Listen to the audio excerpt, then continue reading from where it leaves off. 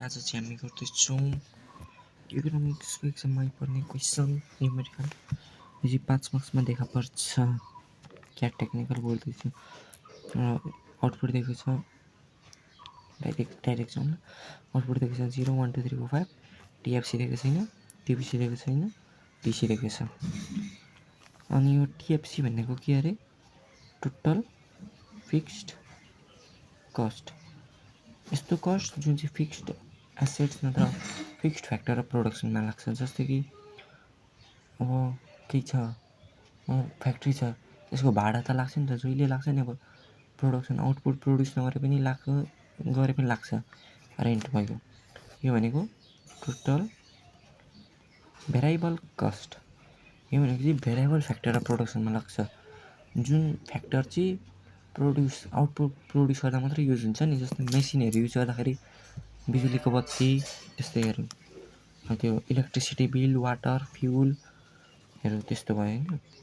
अनि आउटपुट 0 हुँदाखेरि चाहिँ कुन कस्ट लागेर चाहिँ टोटलको 60 हो भन्दाखेरि फिक्स्ड कस्ट पक्कै पनि रेन्ट लाग्यो होला भनेर 60 लेख्यो।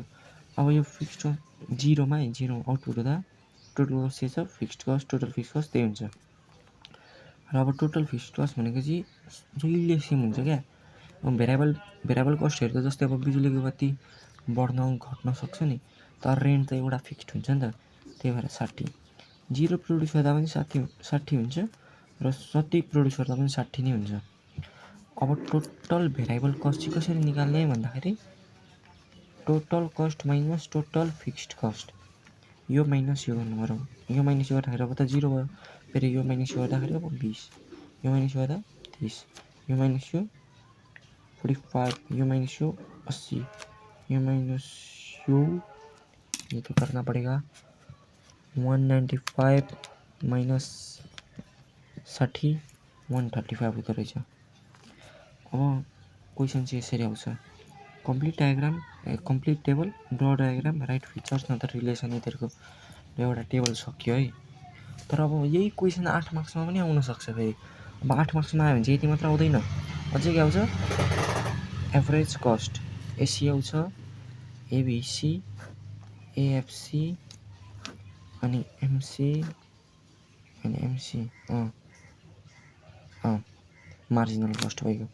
अब एभरेज कस्ट कसरी निकाल्ने हो? टोटल कस्ट बाई आउटपुट यो बाई यो।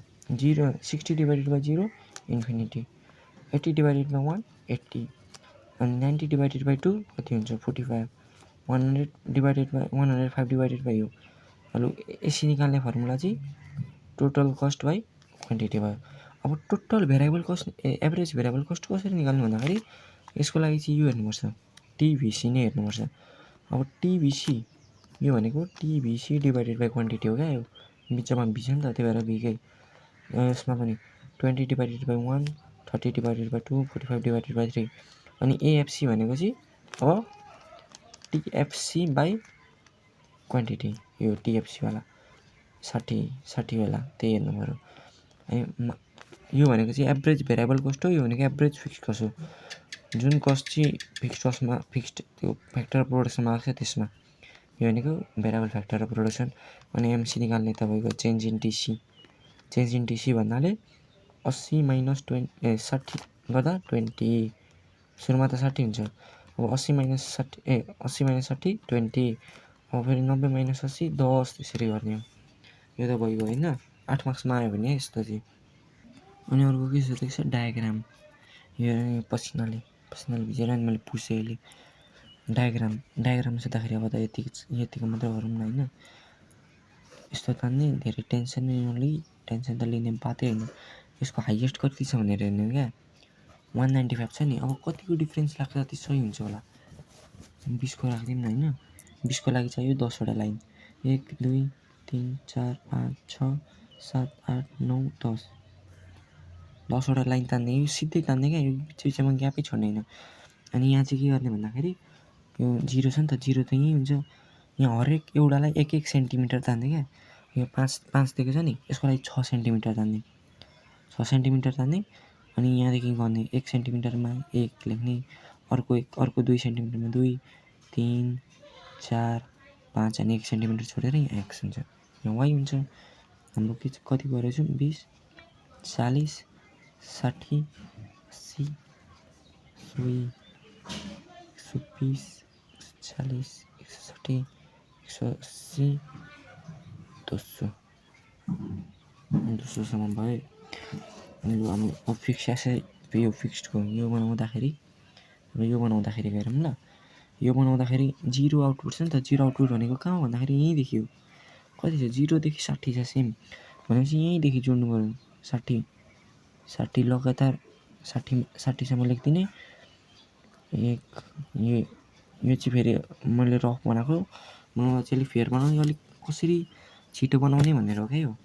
यो सिधै तानिदिने, यो गरिहाल्ने, अनि यो सिधै भइगयो।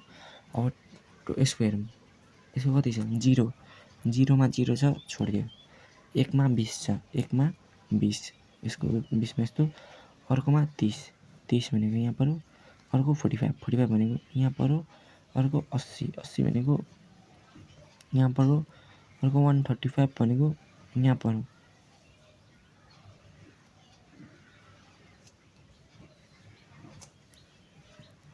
जोडिदियो, सक्यो। धेरै त्यो टेन्सन निक्लिनेवाला बातै छैन, तर यो सिधा हुनु पऱ्यो। थोप्ला अलिअलि देखिनुपर्छ, अनि सिधा हुनुपर्छ। अर्को यो गरौँ ल। यसको 0मा 60 छ भनेपछि यहाँ 0मा 60, अर्कोमा 80,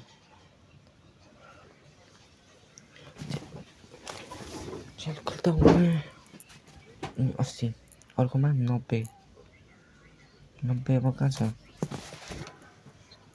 90 यहाँ 2को हो नि त, हामीले त 2 आउटपुट गर्दैछौँ, त्यही भएर यहाँ 0 80 90 अनि 105 कहाँ छ यहाँ, अर्को छ 140 यहाँ, अर्को छ 195 यहाँ।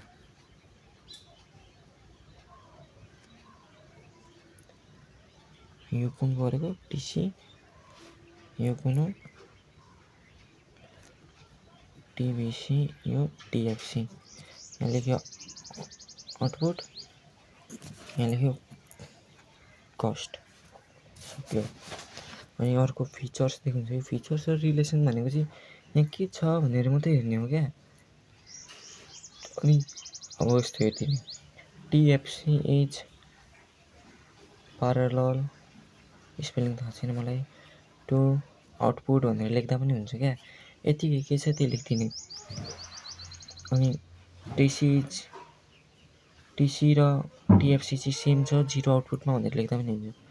TFC and TCR equal when output is 0। त्यस्तो आफै हेरेर सोचेर लेखिदिइहाल्ने हो क्या। नेक्स्ट भिडियोमा छिटो बनाइहालेँ मैले। नेक्स्ट भिडियोमा अब भेटौँला।